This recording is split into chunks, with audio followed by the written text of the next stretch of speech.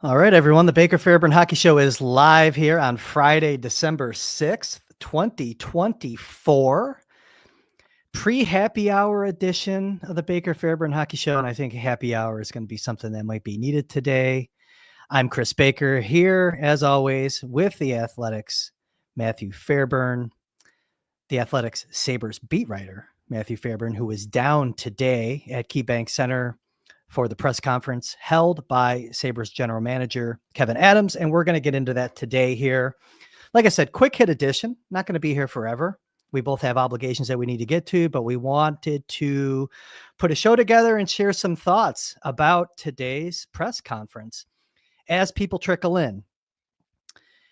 On your way in, if you're watching on YouTube, if you could please like this video and subscribe to the Sabres Prospects YouTube channel. You can find the Baker Fairburn Hockey Show on Apple or Spotify or wherever you get your podcasts if you're using a different service. And as always, leave a 5-star review. This show is going out on Twitter, by the way. If you're watching on Twitter, hop over to the YouTube channel. This show won't always be blasted out on Twitter. We do it fairly regularly, this show. I pick and choose when I want to blast it out on Twitter. Today's a good day for Twitter. But if you're on Twitter, go to YouTube, subscribe to the channel, like the video, all that good stuff. All right, Matthew Fairburn, let's get into it, man. The media asked for Kevyn Adams, and they got him today. And I'm not really going to tee this up too much. I have some thoughts on it, but you were down in the room. Let's talk about the press conference a little bit and some takeaways. Let me just set the stage real quick before you do, right? I said I wasn't gonna. Now I'm going to anyways. Screw it. I usually talk for a good couple of minutes before I pass it over to you anyways. Coming into this season, the Sabres said that they were in win now mode. They made some changes to the roster.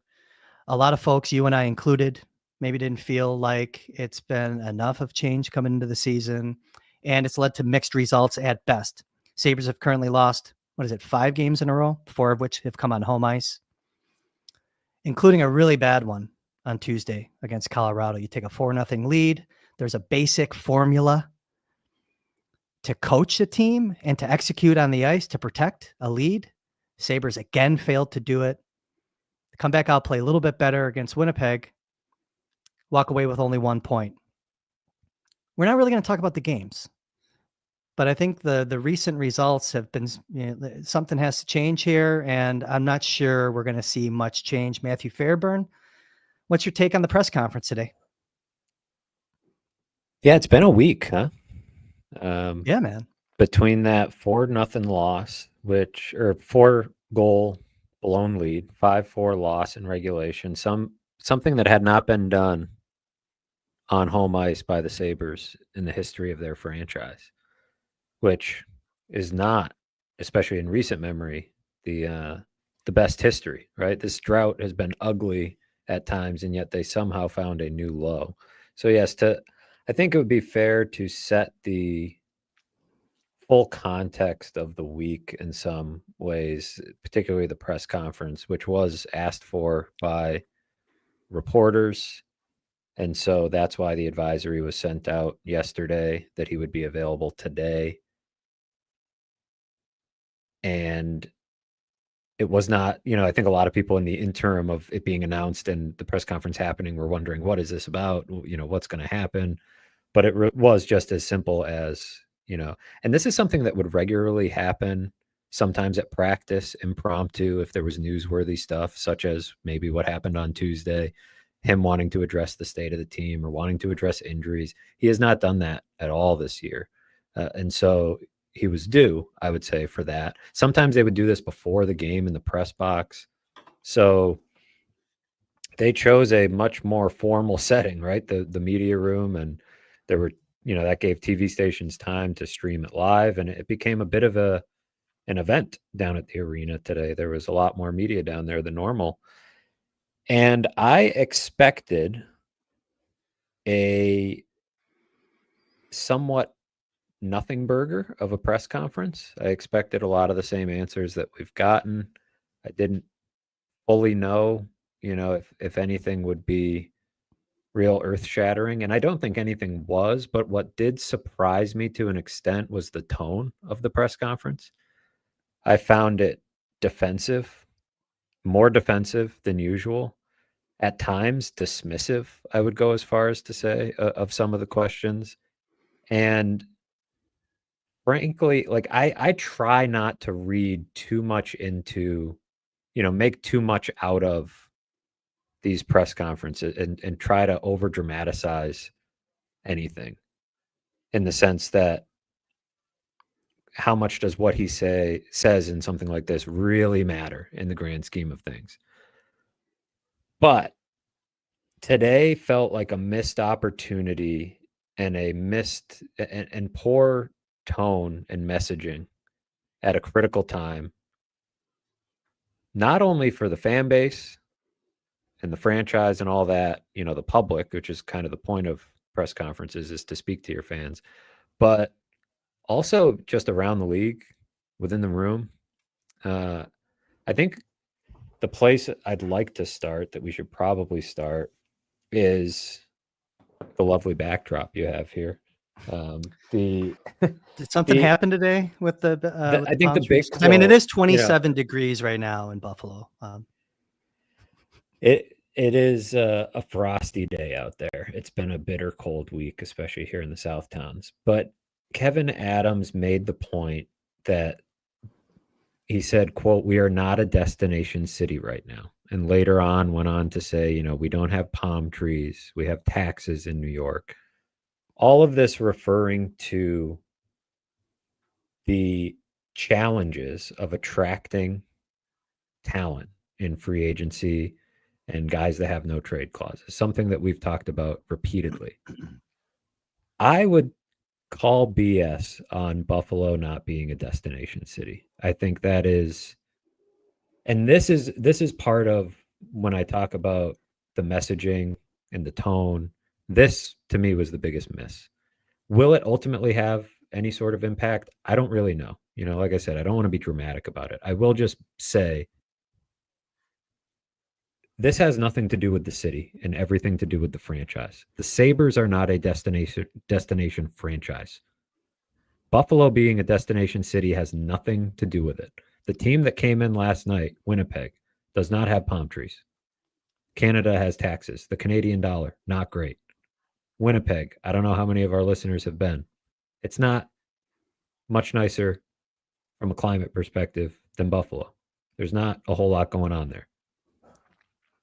Winnipeg's not alone. Edmonton, Calgary, Ottawa, Minnesota. I do not buy Buffalo not being a destination city, period. Are the taxes worse than Florida and Vegas? Yes. Is the weather worse? That's true of a lot of places. This is about the franchise. And that, in part, is Kevin Adams' responsibility. That was a chance to sell and show pride in the area in which Kevin Adams grew up. He's from here and is using that as a crutch for why players from outside don't want to come here. I think it's part of it, but you and I were talking this morning about roughly 80% of the league, 70%, somewhere between 70 and 80% of the league is from Canada, Finland, Sweden, Russia, Czechia, or a cold weather United States. 80% might even be low. And these are not guys who need, not all guys who need palm trees and low taxes. Those are advantages, but Vegas, Tampa, Florida are also destinations because they have good teams. They have, a chance to win a Stanley Cup. You're going to lose out on some players who don't want to come to Buffalo. I'm not dismissing that. But I compare it. I started thinking today about Brandon Beane 5 years ago when they failed to trade for Antonio Brown, or didn't fail, but decided not to trade for Antonio Brown. And the rumor became that Antonio Brown didn't want to come to Buffalo. And there was a lot of stuff about players not wanting to play in Buffalo and this whole narrative. And Brandon Beane came out and was almost, at the time, I almost thought a little over the top. He was like all emotional about how much it pissed him off and how anybody, if you haven't been to Buffalo, you shouldn't talk about Buffalo, and, how passionate he was about the place, the people. And where's Brandon Beane from? He's from North Carolina. He was talking like he was from North Tonawanda. Like this, it's not so much, I don't know if anybody, this is just your chance to send a message to the guys in your room and to guys around the league that it's about leadership. It's about messaging. It's about culture. It's about all the environment that you're setting. And if you're up there basically saying that Buffalo is not a great place and the only way you'll ever attract talent is if you win, well, that's true to an extent, right? You need to win. That's a prerequisite for any team. Vegas, Florida, you don't want guys that just want warm weather. You want guys that want to win.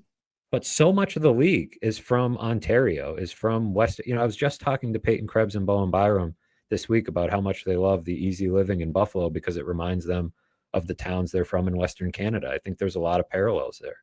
So I don't want to belabor it too much, and I don't want to make too much of it.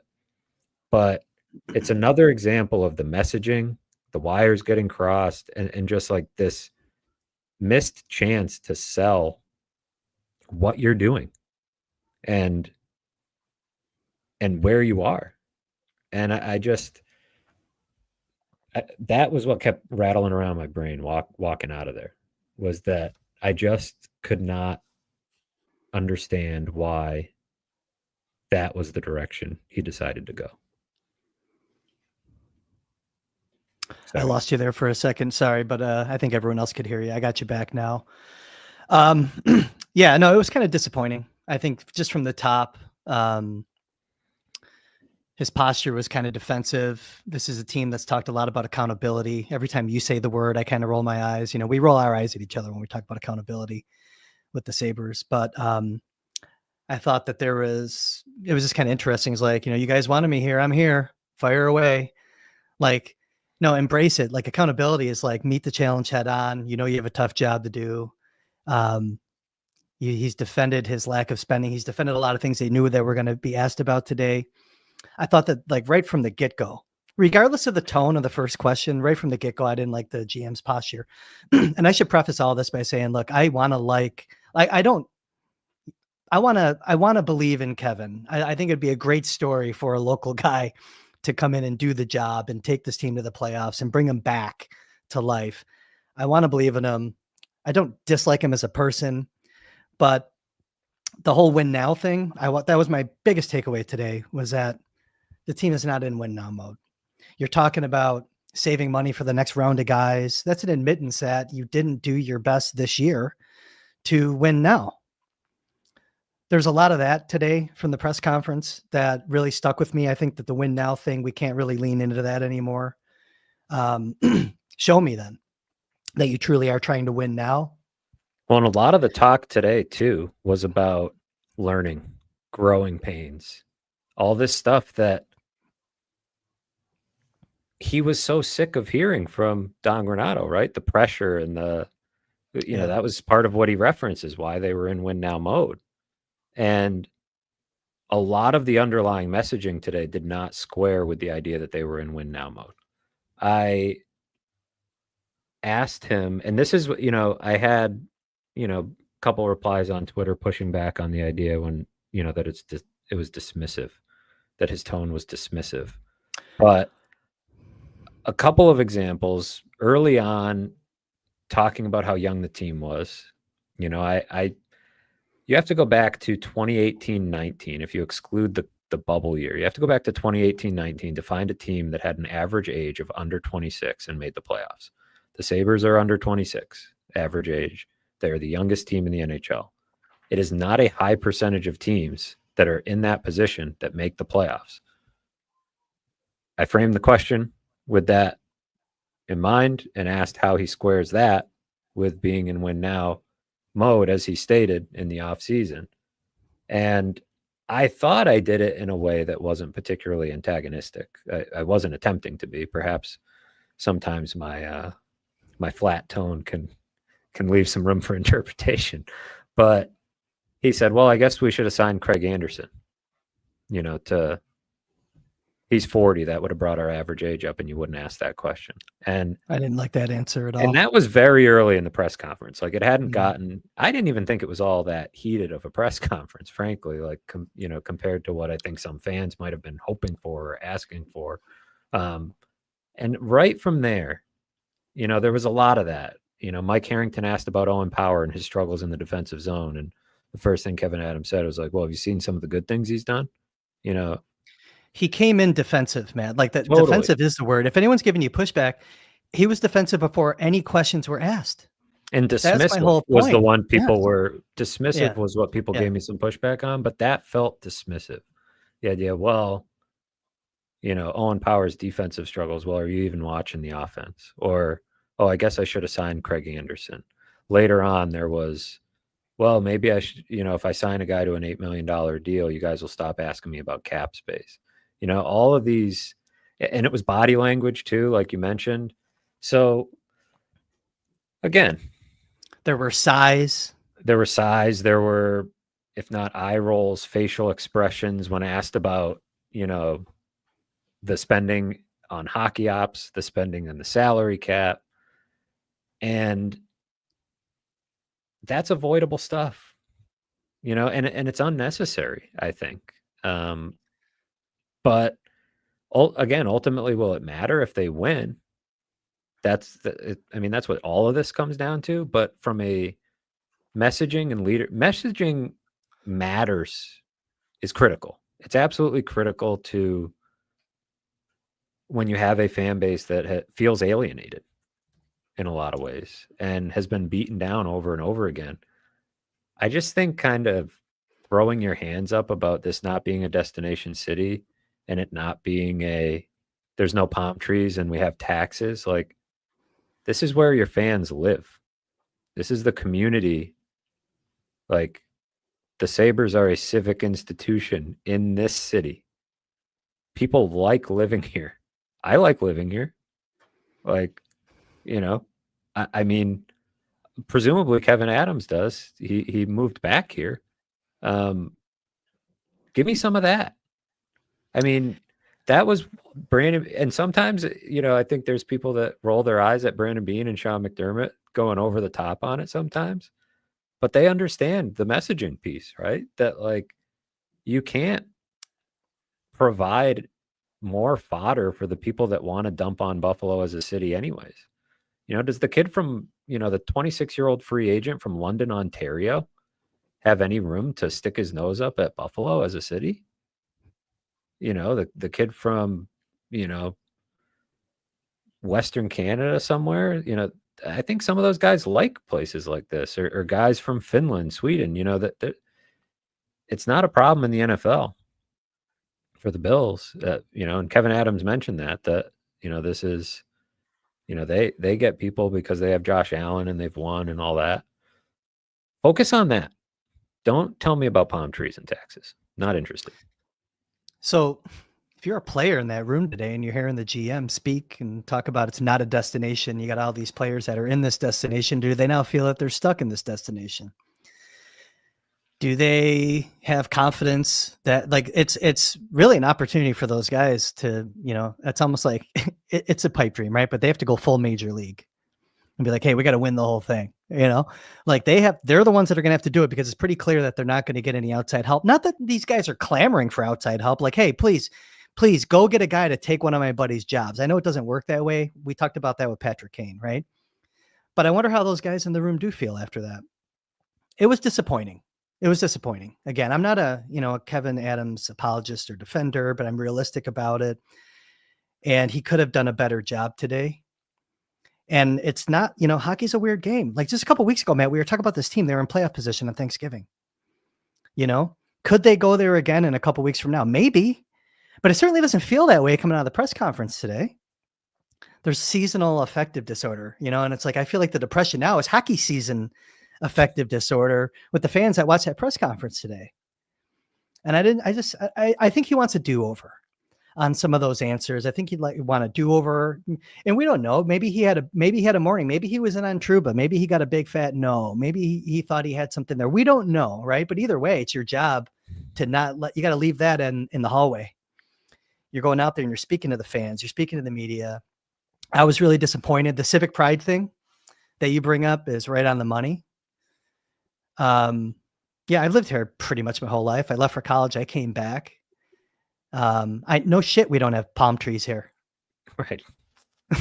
Right. Right. That doesn't need to be. That doesn't it's hockey, need to be man. said, right? That doesn't need to be thrown in our faces. That's thrown in our faces by enough people.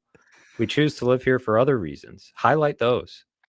And, there was a chatter here, I'm losing track of some of them, that said, part of the Bills culture is embracing the city.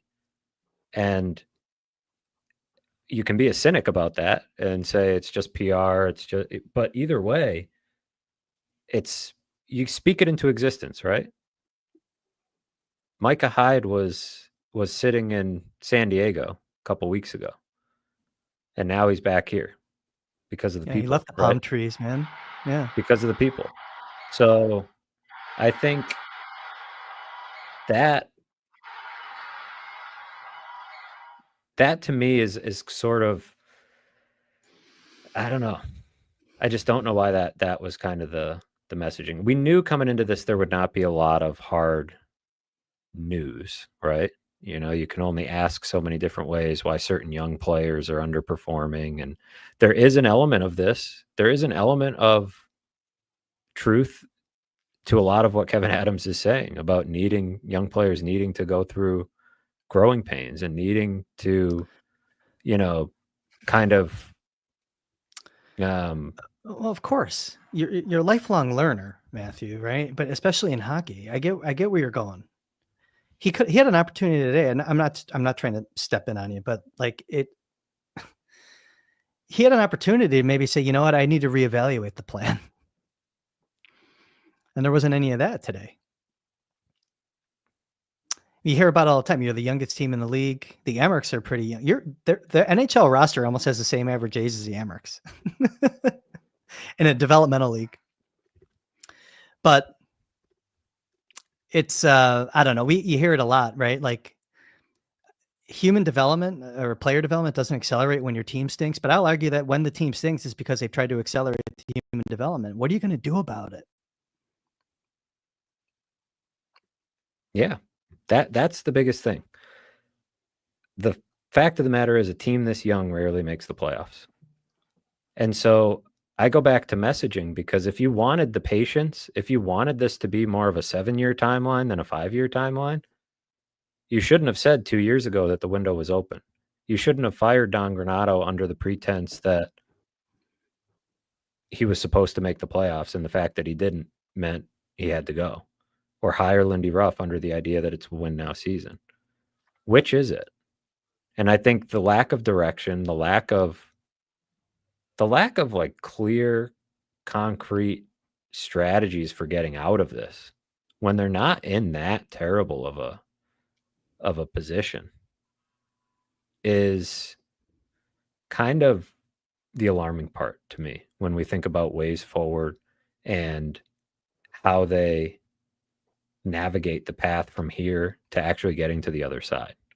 And I think, the question coming into today, and the question coming out of it, I'm sure for a lot of fans, is whether Kevin Adams is the one to lead this team out of it. Much like the questions about Don Granato a year ago, that he got him to a certain point, but maybe somebody else needs to get him to that next level. Is that where people are at, with Kevin Adams? I have a quick message I have to send. So if I'm not looking at you, that's why, but I am listening.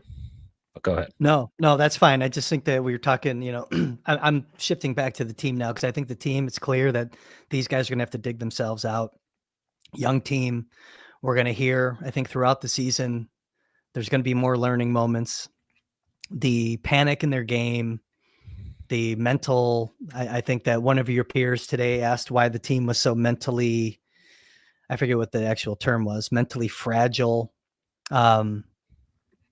Fair question. The team, I think it's pretty clear that it's going to be tough to get help. These guys are going to have to keep learning on the job training. And I thought today, like I said, was an opportunity to admit that maybe the plan has been a little bit flawed. No one saw I don't think, well, at least anyone in the front office who believed that the plan was the right way to do it saw this season coming. And look, I'm not going to sit here and defend Kevin Adams, but like I said, hockey's a weird game. Maybe this team can dig deep. Right now, I want him to just get to the net more consistently. Give me, 6-7 more guys playing like Tyson Kozak every night going to the net. I mean, it seems like a tough one, a tough ask for this team. But I don't know, Matthew. I'm left wondering where we go from here with the team, if they're capable of going on a run. I think it's pretty clear that they're in some trouble. And as long as those players, I mean, again, if they're listening to Kevin Adams today, I just hope they don't feel like they're in Siberia of the NHL, or they can band together and say, look, maybe they can use that as a group to get themselves out of here if they don't want to be here, if they feel like they're in the basement. They can help each other get jobs elsewhere. Seriously, it's fuel, and the Sabres could benefit from that. If that's the attitude that the players take and it leads to a better product on the ice and these guys dig deep because they want to play their asses off and get out of here, that's fine. Because a product of that will be the Sabres will maybe win a few games. I don't know, but disappointing. A little bit. I don't have trouble processing it. It's just like I don't want to be as I can't be as unfiltered as I'd like to be. Yeah, because we'll get shut down for language, and you know what I mean. The other, I think when you have to try to think about things in what I've done this actually even with this team, like when we used to have you on the Tim Graham and Friends, podcast, and we would talk Sabres. I feel like every time I would always ask you like, okay, so like what's the hope? Like what's the path? How do you get out of the mess, right? And I think that is where an appearance like this from Kevin Adams and the tone and the words, I try to take a little bit of time, think about them, and then say, is he seeing things clearly? Is he seeing things for what they are and being realistic about the situation? Or has he lost the plot a little bit?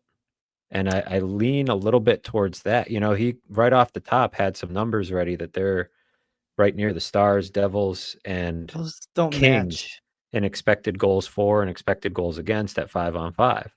So he's like, by those metrics, we are, in the sort of like a playoff team, what you want a playoff team to look like.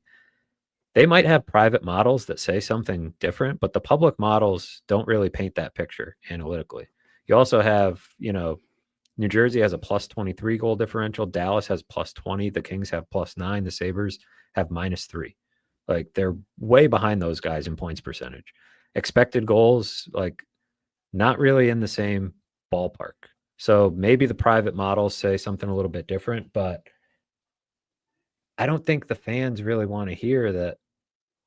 Like at best, the analytical picture of this team is that they're somewhere between the 17th and 21st best. The Athletics playoff projection has them as 21st in expected goal differential. So this is not a team that's like top 5 in the league and expected goal share at 5-on-5, but getting really bad luck or getting really bad special teams. They're getting bad special teams and they're average at 5-on-5. Well, that's okay. So let's breathe for a second now. Right. And this is kind of where I was trying to go, but like, I don't want to say it. Like, I don't want to say that they're going to come back and get in the playoffs or anything like that. But it's like, when I watch the press conference, it doesn't add up. Like when you watch the press conference, maybe it's the last 5 games and you're only as good as yesterday's press clippings, but like, is it as bad as it feels? I don't think so. I don't think so. In fact, I would say no. Because it feels, I'm not sure it can feel worse for a team in pro sport. Like it is a bleak public picture that they paint, right? Yeah. Last night, there was a ton of empty seats in the building for that Winnipeg game. Tickets were back to being under $10 on the secondary market. We were talking today, by the way, what I wanted to mention to you, sorry, was after the game, Marty and Duff were doing the post game, and there was a group of fans. I don't know if you know this. They were kind of chanting, calling for Kevyn Adams' job. Were they? Yes, I forgot to mention that to you when we were chatting earlier. It's getting to that boiling point for some fans. It's absolutely getting to that boiling point. I mean, Kevyn Adams was booed when he was introduced at the season opener. I think that stung for him a lot. I think, there were boos when they came off the ice after that game against the Canucks. They're, in the midst of a league record playoff drought. You're talking about players not wanting to come here, them being on all sorts of no trade lists. Like, all of these things do paint a very grim picture.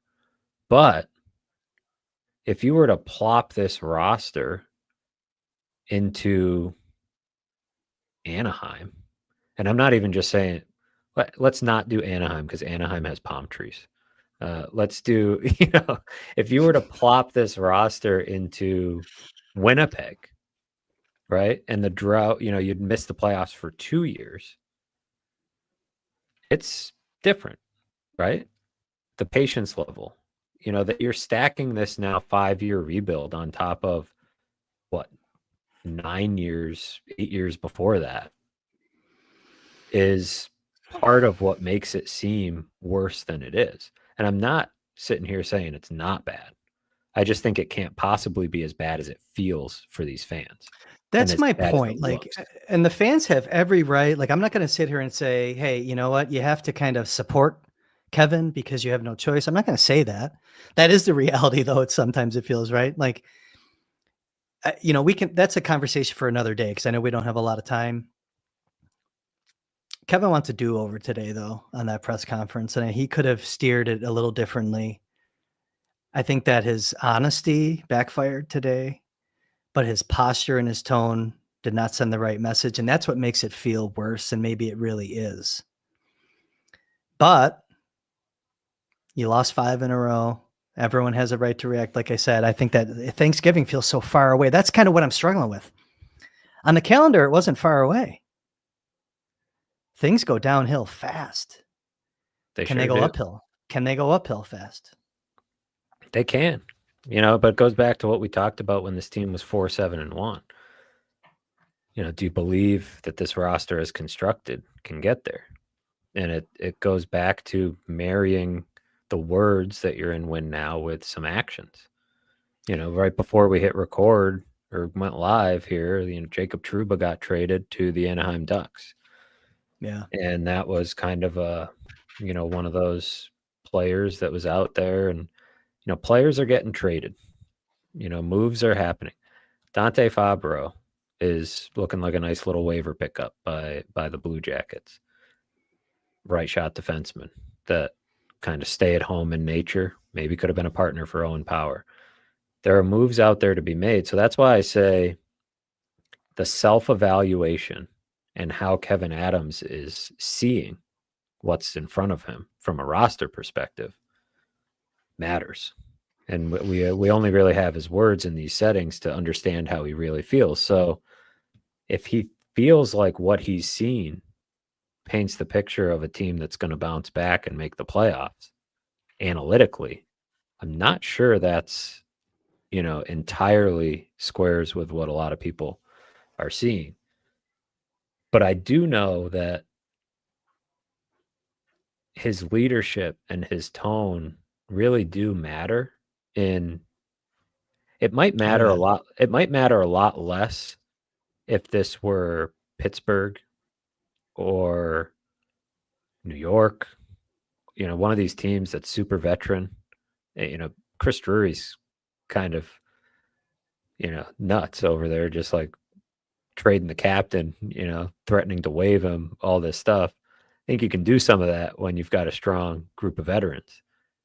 But this team's in a fragile place right now. They had that loss that was like insane on Tuesday, and then the practice was canceled. And, Lindy Ruff has been, that's what's interesting, is to square the message, try to line up the messaging from Kevyn and Lindy, because Lindy has been so measured and so there's not been a lot of panic to Lindy Ruff. And Kevin Adams said he's not going to panic and make an overreactionary move, but he felt emotionally raw and defensive and combative, and that makes you wonder, like, what's the next move and how is he going to see things? He is very worried. He takes public perception about him and the team very personally. That's obvious. I think he's been much less interactive with reporters. Maybe in the past where he would pop over during practice to say hello or whatever. There's been a lot less of that, type of stuff. So I think he takes this personally, and like you said, he is a good guy. I think he won a Stanley Cup. He's not oblivious to what it takes, but he's super inexperienced coming into this role. And I think in a different timeline with a chance to grow more on the hockey operations side as a scout, as a personnel guy, as an assistant, rising up the ranks, he would have been better equipped to handle this job. But as it stands, he's much like these players that he talks about learning on the fly and going through growing pains. He's doing that as a GM. And this is what comes with it. And also, it's not that bad. I mean, Buffalo is a pretty small media market. And, hockey in general is a pretty, like, as far as the coverage of hockey is not, what it is in other sports. So I think some of that, I think he needs to find a better way. Like, I don't think Lindy Ruff cares what any of us say or write. No. And I think that's a healthier approach to take in a situation like this. Easier said than done, but at this point, and it's not going to be an overreactive trade. I mean, look, not every player has a no move clause, no trade clause. You do have an opportunity to put a lot of names in front of other GMs in an attempt to get guys that have higher compete level, more consistent compete level, play harder. Maybe you don't have to go big game hunting. I know like Martin HS, for example, would have been a nice one. I do think that's the player that was being referred to, is my guess. I think there's a couple others that maybe they've been linked to that he mentioned today where he thought he had a deal. What was that exact dialogue on that, by the way? He said he thought he was close. He said we would have roasted him because he was going to overpay. We would have said he overpaid, which again is just another, kind of jumping to the conclusion that we were going to roast him. That's why just very much on the defense, but said that the team didn't end up moving him. So he didn't specify why. He didn't say that the player refused to come to Buffalo or refused to sign in Buffalo. He didn't comment when asked directly about Natchez, but Natchez, Nikolai Ehlers was the other one that they were linked to a little bit. So nobody, I don't think anybody, even the most cynical, critical fans, are saying that he's not trying. Right? Like nobody's saying that he's, sitting there ignoring calls when general managers are asking about trades. But there are other ways to build the roster. And it's not just about this summer. I know people who listen to this podcast might be sick of hearing me say that, but this is not just about this summer. This goes back 2 years, 3, probably 2, realistically, from when they started to enter a window where you really want to surround the team. Missed the playoffs by one point. By 1 point, and they added Erik Johnson, Connor Clifton, and that was it, right? Erik Johnson and Connor Clifton that year. The year before, they added Eric Comrie, and he traded for Bo Byram midseason, but that was more of a sell than a buy in some ways because it traded the leading scorer to get him. Greenway was a decent deadline ad, but this is a multi-year thing, right? This is not about, I tried this one trade this summer, or we tried to get. It's kind of like we talked about. They added so many guys in free agency, but they left themselves way too much to do because of the previous couple of years. And I think that's how you end up in a situation like this, where you're a few players short because you didn't plan ahead the way you should have. When Jacob Chikrin, Timo Meier, Alex DeBrincat's been traded a couple of times, and you need to target the young players who don't have no trade clauses yet, who, still have team control. And there wasn't a willingness to do that for whatever reason, mostly, I think, to not block the young players. Well, that's where this strategy, that's where you start to open yourself up to criticism, because the idea was to not block the young players, to get Jack Quinn and JJ Peterka into the lineup, to get Dylan Cousins into a top 6 spot so that they could grow and learn and by this year be ready to go, right? Jack Quinn has 1 goal, an empty netter. He's a healthy scratch last night for production reasons. JJ Peterka had a strong year last year, probably still in line for a pretty nice payday. Looks like a nice, piece, but he's underperforming based on what he did last year. Dylan Cousins is underperforming. Owen Power, who has the big contract already, is underperforming. The guys who aren't underperforming, how old are they? Tage Thompson's 27. Alex Tuck's like 27. Jason Zucker's 32. I'd say the fourth line has been a mixed bag, but it's these guys. Is Bo Byram overperforming? Maybe. I don't know. Yeah, he's performing. He's performing. Yeah, he's not over or underperforming. But point being, like, some of these guys that are in the prime of their career, these guys that are developed physically and mentally, you needed more of them, right? You have Yuri Kulik in overtime missing that play. And Lindy Ruff says it's a sign of his NHL youth there, which is true. But he's on the ice, right? Like, because nobody else was added. So the criticism, I know it can be over the top sometimes, or he doesn't like it, or he takes it personally, but this is the job, and this is year 5. Eventually it starts coming due, unless you're Steve Yzerman in Detroit. He seems to get to skate by year after year, missing the playoffs. Good life there, but people are sick of it. So winless in 5. You got loser points in 2 of those 5. You also got shut out in 2 of those 5. Kevin Adams today says he's not going to overreact and make a deal. But I mean, say, like, how much longer do they go without a win before he has to overreact and make a deal where he might overpay? Well, I don't know. Here's what gets it. I'm going to throw this comment up here from Ryan. Not a single comment about how the owner is handicapping the GM. And we've talked about that a lot, right? We've talked about, the team's willingness to spend. Kevin Adams was asked about it multiple times today. Whether it's true or not, I mean, I think it is one of those things that, look, Kevin Adams is a general manager in the NHL here. I'm not sure he would be one somewhere else.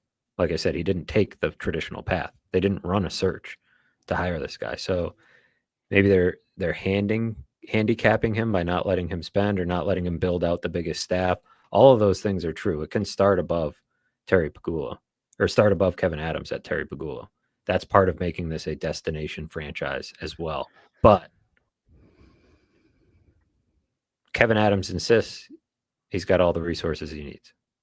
So use whatever resources he's got. What he doesn't have is the resume and the credibility with other GMs to have more conversations to maybe make more deals. And I think there is something real to that. You hear that a lot, but maybe it's baseless from some of the sources that say it. That's the only thing that he doesn't have, is an own resource that he could build himself if he had a different pathway to the job. Yeah, I think there's truth to that. And I think people who want to be angry at Terry Pegula and angry at ownership are more than justified to do so. I mean, they haven't made the playoffs in a full season of his ownership. So by all means. And the last time he answered questions, he talked about being economic, efficient, and effective. And so the perception about the internal cap, or the cap on spending in hockey ops, like, that comes from that. I don't think there's any question that Kevin doesn't worry about the NHL salary cap because he has his own cap that's well below. That's what I think.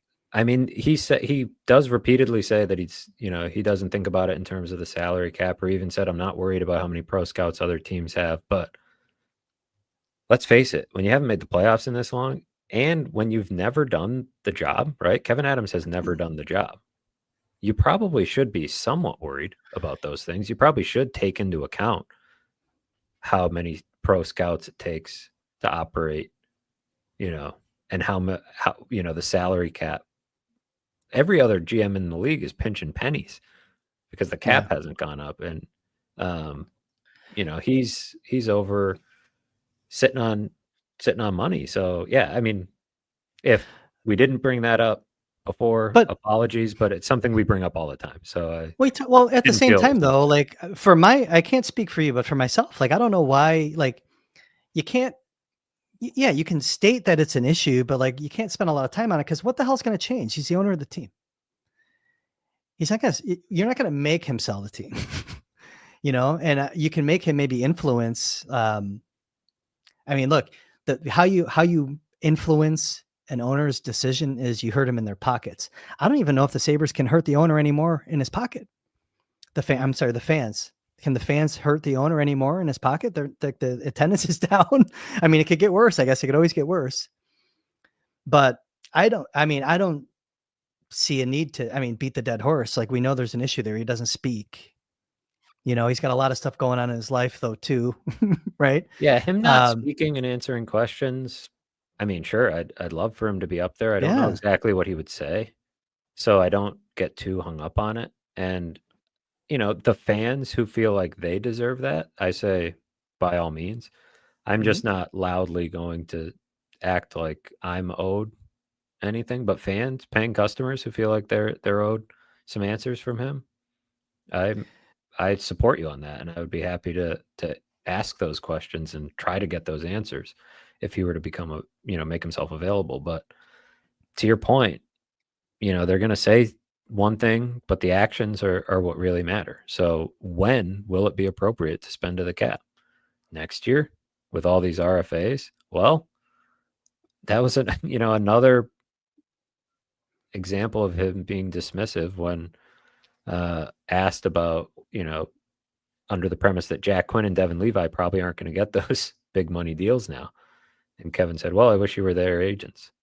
And it's like, Jack Quinn and Devin Levi are not getting big money. I don't think they're getting big money deals unless they've got really great agents. I mean, one goal and Devin Levi's in the AHL right now. So point being, there's money to spend right now. And if ownership's willing to spend it, part of me thinks that they must be willing to spend because it's not that much money, right? Like if an extra 6 or 7 million gets you to the playoffs, don't you think Terry Pagula would be like, yeah, that's fine. It's like 6 or 7 million. I don't know. They're building a stadium. There's other stuff going on, but like, don't you think 6 or 7 million in the grand scheme of things, he'd be like, all right, let's do it for the right player, for the right deal, which again is Kevin Adams' job. So I don't know. You have a team that panicked on Tuesday. They talked about it openly after the game. I don't know. Maybe I'm making too much of it. I'd like to think that they could maybe use they're in it for themselves now, fuel. I don't know. Maybe they can do it. They got Utah coming up tomorrow, Detroit after that, the Rangers, who are a soap opera right now. Then they go to Washington, Toronto, Montreal. They got some games coming up here. I don't know, man. I know that we are up against a little bit of a time check. For you, how are you I'm looking on time? still, Do you got a few minutes to go through the chat or what? Because I mean, yeah, I know we didn't have a lot of time today. yeah, I've got a few minutes here, and If you I'm have sure anything there's a lot of start in good the thoughts chat, and questions. I wasn't going to, I was browsing at the chat when we were talking, but I was kind of focused on what you and I were talking about. So if you have something, by all means, go for it. This from Papa Duke. How different would today be if the war room was consistent with goalie interference calls last night? These things are always interesting because, the hockey season is so fluid and things change so quickly. Like you said, better question might be how different would today have been if they did this when they got home from California, right? Little Thanksgiving check in with the GM probably would have went a lot better. How different would it be if the goalie interference calls were different? I don't know. A little bit, maybe, but they would still be, 20 something in the standings. They would still be 1-3-1 in their last 5 games instead of 0-3-2. I don't think it would have been dramatically different, but the butterfly effect is real. We had another question about how doesn't different. erase Tuesday, by the way. Last night doesn't erase No. Tuesday. And somebody else asked how different would it be if, the Hudson Fashion goal a couple years ago never happened and they got in. I mean, yeah, sure, but Yeah. it didn't. I mean, they are where they are. You can point to one game or one call here or there. I didn't have a major problem with the calls last night on goalie interference. My major problem is how long the game took because of the reviews, because of the needless fight between Dennis Gilbert and so stupid. And I'm blanking on the guy he fought, the big Logan Stanley. Yeah, there was a lot of stuff that just made that game drag on. It's like Tyson Kozak scores his first NHL goal, and we got to stop and take a look for 10 minutes to see if it was actually a goal. I just think that's poor product, and I think even Lindy saying, "Well, you have to challenge to find out." I think that just leads to.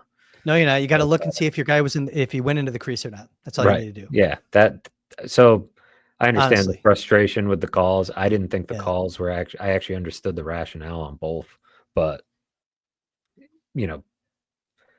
point being that, little things can change it, which is also our point, right? They could get back on track. They could win a few games. They could use this. I'm not trying to try to blow sunshine or force sunshine into the conversation. No. I'm just saying we don't know. And I'm just tired of the toxic. Maybe it is wishful thinking because I'm tired of the toxicity. I can't even look at social media. No, yeah, it's certainly preferable if there's some positivity once in a while. It's a nice balance. Kevin says, so after social media grills him constantly for not spending to the cap or making a trade, he's not expected to be somewhat defensive. Somewhat defensive is fine, but that defensive, I think, and setting that tone from the get-go, it's his job. Part of his job is staying composed and being the public face and voice for this team. And, part of what I think happened last year when a lot of players, I don't think Don Granato ever fully lost the room, but you heard the way they talked after he got let go, right? And after, more accountability, more this, more that. I think there was they wanted somebody that they had a different respect level for. And I think that matters as a leader in Kevin's shoes as well, because of some of what we talked about in terms of how players see some of these comments and so part of it is not taking it personally. He shouldn't be looking at social media. He shouldn't be worried about the callers on WGR or. No, he was more frustrated with you than his own players. Yes. That's not executive right. You got my whole thought is just if I work for a company, a large company, and you have expectations of when your cultural leader is addressing us as the employee base, the associates, or our customers. And I didn't feel that way today. It wasn't executive at all times. And so I think the defensiveness, sometimes you got to absorb it, man. Yeah. I'm not saying you got to be friends with Matt Fairburn or Mike Harrington. It's not what we're saying. Not easy to do. Me. No comment. Well, yeah, no comment. Maybe both. Sorry, Mike. But I'm going to juxtapose that comment with KP Wills, who says Adam's tone, whether he meant it this way or not, fits in with something I have felt for a while. Example, not saluting the fans last year. I feel like the franchise legitimately has disdain for us as fans. I'm guessing KP Wills is not alone in that opinion. Thus, the points about his tone and why it matters. It matters even more when you're not filling the building. When, frankly, I don't know what the TV ratings are. From a lot of standpoints, fan passion, interest has, I don't know if they've lost. I mean, they've certainly lost the passion of some fans. They're lucky that they haven't lost all of them. There's still so many. I mean, there was 250 comments on my story after that Avalanche game. we see how full the chat is. Like, people care still. So they've pissed off a lot of people. They've forced some others to tune out. And they haven't attracted a whole lot of new people in the process.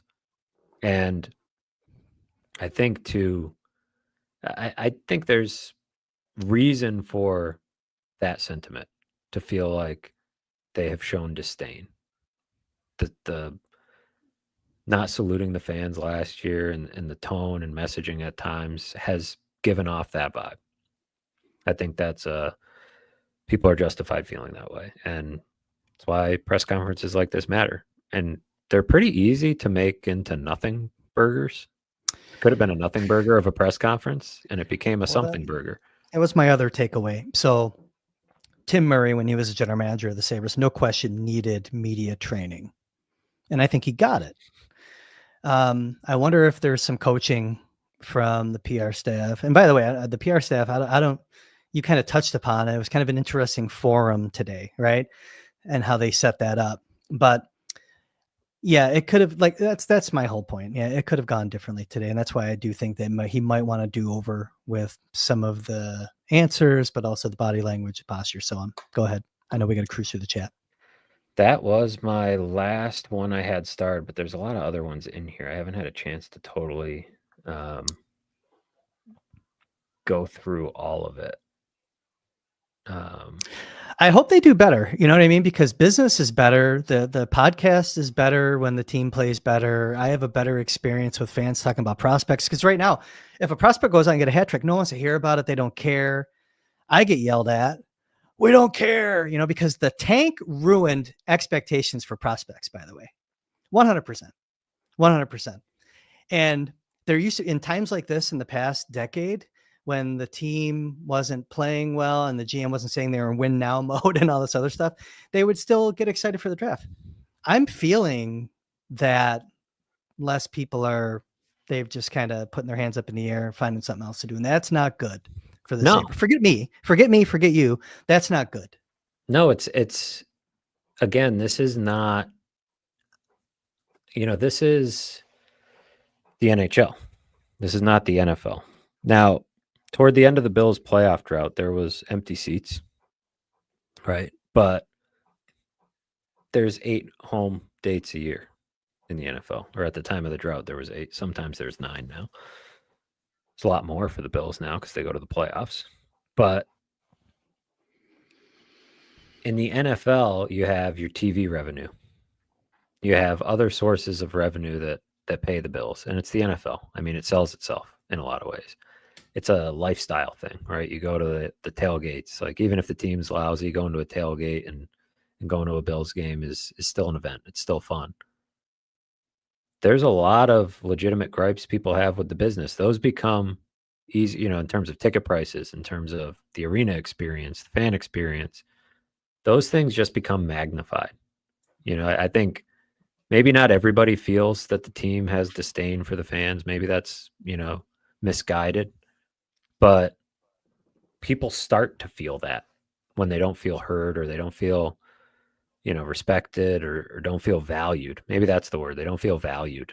And I think for me, it's kind of crazy to see, because this is supposed to be, and I think is deep down, a hockey town.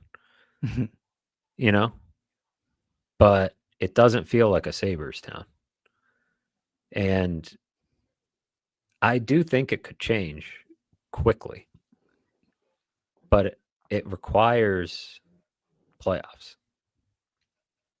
Like, you need a playoff series, period, for so many reasons. And that's why, we're not spending to the cap because these RFAs that are coming up, and,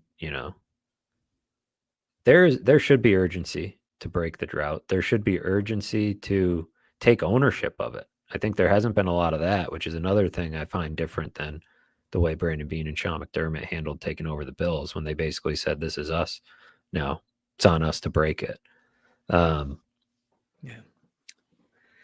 But it's tough to sit there and think about what Buffalo could be as a hockey town.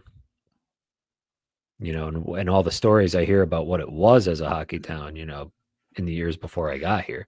And It's the best hockey town when things are going really well. and that's like the part that, like you said, it's my job doesn't change whether they win or lose. I'm looking for interesting stories and trying to tell all you people about everything I can possibly learn about the team, good, bad, or ugly. But there's no question that as a resident of this community, like, it's better if this team is relevant and driving interest, and that arena is a place to be. Yeah. In the spring for playoff games, and that people are excited about the Sabres and it's something to do. These two it's almost incredible that Buffalo has two pro sports franchises. It's a credit to, I think, the passion of the fans here in the community, and how much people love sports. But market sizes like this don't always have two pro sports teams. And so to see one struggling more so as a business, that like the business is in worse shape than the product on the ice, I think. And that's where some of that feel versus reality comes into play. It feels worse because the business is in worse shape than the product on the ice in a lot of ways. And certainly it'd be better for a lot of people around here if they were good, but Yeah, a lot of people have checked out. I don't think the business is in the middle or average where the team on the ice is, and that's a concern. Yeah. It's an average team, right? That could, I don't want to lose sight of that. Right. There's things that could have been done to make them farther along in this build than they are, but it's still an average team that is probably in better shape than it was maybe when Kevin Adams took over, I guess. I mean, it's tough to say because he made some trades that, coming out of a weird era though too. I don't know. I'd have to chew on that one, I guess. Like, look, the team's too young. Give me one veteran, man, right now. Give me a veteran. I don't care if they win. You still need a veteran body. Give me a guy. Give me your Craig Anderson signing. Okay, right. To boost it, right? No, but for real though, any business thrives when you have like some experience to bring the young workers in the workforce along. That's been the flaw here in the strategy. And I think that's kind of funny. That was a big part of the press conference today, I felt. From you and your peers. You asked a good question. Some of the others. Nice to see some of the others jump on the salary cap train today. Yes, that was. I thought that was interesting. Seems like you were kind of the only one rowing that boat. A few more oars went in the water today on that one, which is good. I think all in all, it was an interesting day. And now we'll see. They got Utah tomorrow, Detroit after that. They've got some interesting games coming up. I've got a boogie here. Yeah, they didn't. Hey, last thing, they didn't play poorly against Winnipeg. I thought it was, and Kevin. And listen, Kevin was honest today. Some of it backfired. He wasn't lying when he said that the team showed a little more fight coming off of a historically bad effort on Tuesday. I'm not going to sit here and say that's a reason for encouragement or anything else, but it was a sign of life. Got to call it what it was. They got a point, whatever. You got some winnable games coming up. We'll see. I'd love to be back here a week from now saying, okay, you know what? They're back. They're living up to the talent. I don't know. We'll see, man. There's a lot of hockey left to play. 26 games in the season for a little bit there. For a little bit, Kevin was almost going down the path today. I think he stopped himself saying, yeah, we're 26 games in. We got a new coach, new system. No. You're 26 games in. Right. Okay. I think he kind of talked himself into a different direction on that one, thankfully, because that would have been even worse. Yes. Win now mode, 26 games in. What's up, man? All right. Listen, an hour went pretty quick. Go do what you got to do. I'm going to go do what I got to do. I appreciate everyone coming in here. And Druzy, I'll answer you on Twitter. Send me a tweet. Who knows? But I mean, there's got to be a guy out there that competes. Like I said, I don't need an all-star. I need more guys that have been there, done that. I think they exist. I think there's teams like what Drury did today, looking to shed salary to go out and shop elsewhere to make their team better, use their cap space. Sabres have cap space to take something on. And Druzy, it's possible. I see your text. All right, listen, I'm out. Thanks everyone for hopping in. It's 5 o'clock. Everyone get out of here. Enjoy your Friday night. I will catch up with you, Matthew, soon. We'll do this again very soon. I know you got a boogie, so let's get out of here. For Matthew Fairburn at The Athletic, for the production crew who cares about them right now, I'm Kris Baker. Thanks everyone for hopping in. We'll see you next time. Like this video on your way out.